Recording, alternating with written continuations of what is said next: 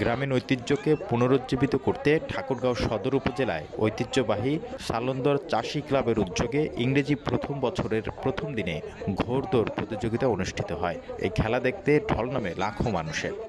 আমি ঢাকা থেকে আসছি, আমি কখনো এইভাবে ঘোড়দৌড় দেখিনি। আমার দাদি বাড়ি এখানে, বাট লাইফের ফার্স্ট টাইম ঘোড়দৌড় দেখা প্রচুর এক্সাইটেড আমি। আঙ্কল ভাই দাঁড়িয়ে নানা ভাই আছে নানা তার গোলার জন্য।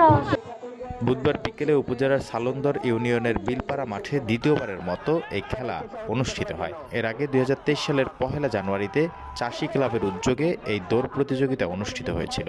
ঘোড়দৌড় প্রতিযোগিতায় সালন্দর ইউনিয়নের চেয়ারম্যান ও চাষী ক্লাবের প্রধান উপদেষ্টা মোহাম্মদ ফজলে এলাহি মুকুট চৌধুরীর সভাপতিত্বে প্রধান অতিথি হিসেবে খেলার উদ্বোধন করেন জেলা বিএনপির যুগ্ম সাধারণ সম্পাদক ও নারগুন ইউনিয়নের সাবেক চেয়ারম্যান মোহাম্মদ পয়গাম আলী। বিশেষ অতিথি হিসেবে উপস্থিত ছিলেন সালন্দর ইউনিয়ন বিএনপির সভাপতি মোহাম্মদ গোলাম মাওলা চৌধুরী, সাধারণ সম্পাদক মোহাম্মদ নজরুল ইসলাম।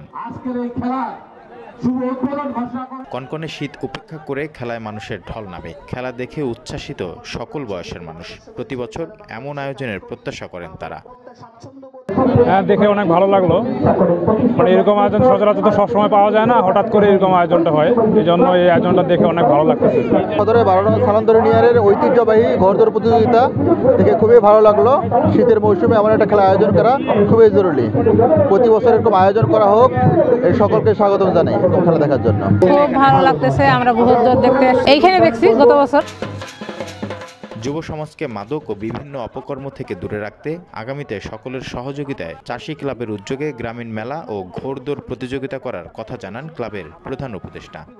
আজকে সফলভাবে এই ঘোড়দৌড় খেলা প্রতিযোগিতা শেষ হলো, সম্পূর্ণ হলো।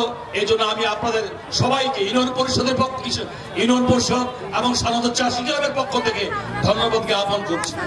আমার ইচ্ছা ছিল যে আমরা 3 দিন ব্যাপী এই মেলা অনুষ্ঠিত করব, কিন্তু আসলে সময়ের স্বল্পতার কারণে আমরা সেটা করতে পারিনি।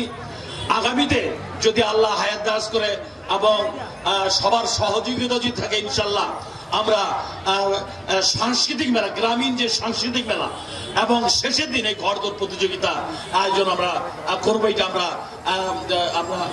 সবার সহযোগিতা পেলে এটা করতে পারবো। খেলায় 21টি ঘোড়া নিয়ে বিভিন্ন জেলা থেকে 21 জন অংশগ্রহণ করেন। এতে চিরির বন্দরের কাজী আশরাফুল প্রথম ও দ্বিতীয় হন কাফি বানিয়া। পরে বিজয়ীদের মাঝে পুরস্কার তুলে দেন অতিথিরা।